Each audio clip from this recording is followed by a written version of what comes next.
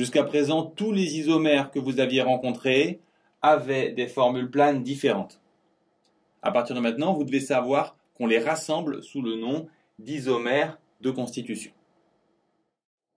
Un exemple classique, les isomères Z et E, je vous rappelle que ce sont des alcènes parce qu'ils portent une double liaison carbone. On parle d'isomères Z quand les H sont du même côté, sont ensemble, parce que ensemble en allemand se traduit par zusammen.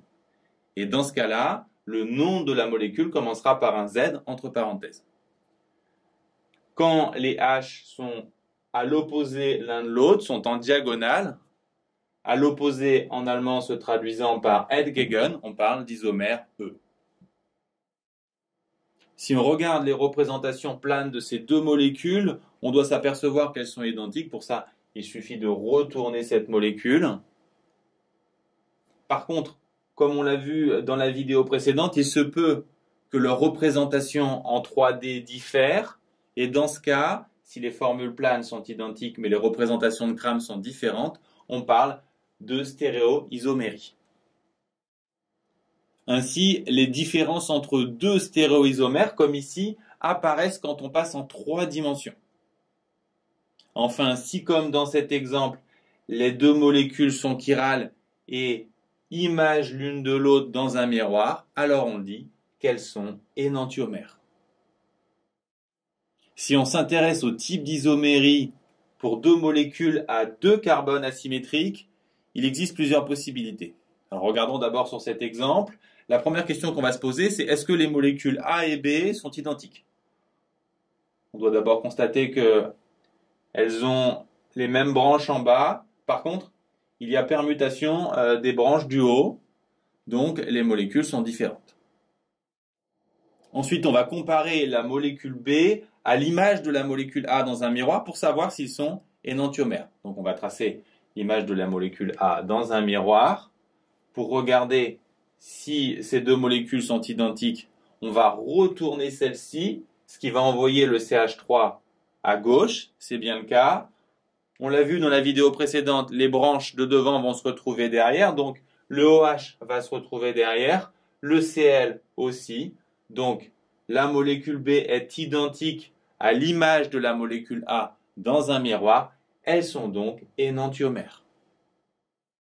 Autre exemple, si on observe ces deux molécules, on doit d'abord constater que les branches du bas sont inversées.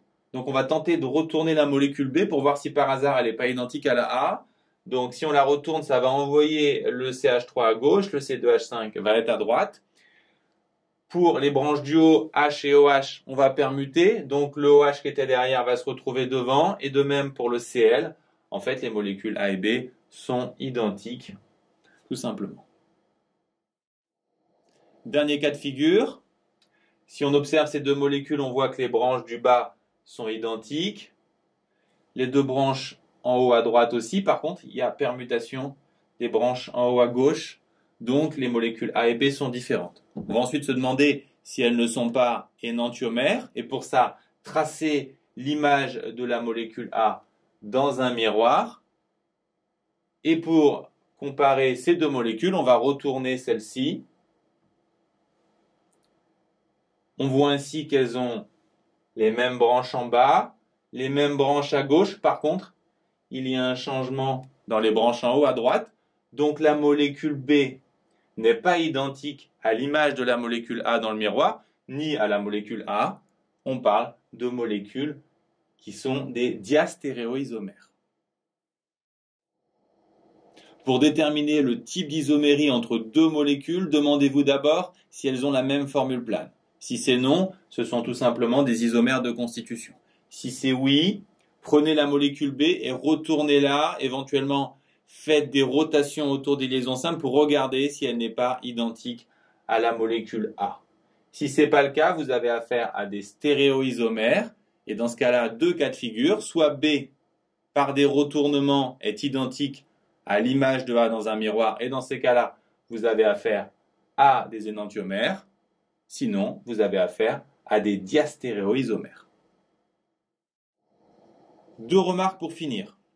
Une de vocabulaire d'abord. Si une solution contient deux énantiomères, si elle les contient dans la même quantité, alors on parle de mélange racémique.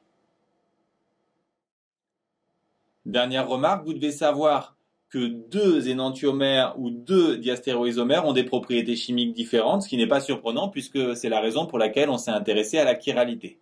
Par contre, vous devez également savoir que les énantiomères ont les mêmes propriétés physiques, ce qui est relativement intuitif si on pense que la physique ne donne pas d'importance à la gauche et à la droite.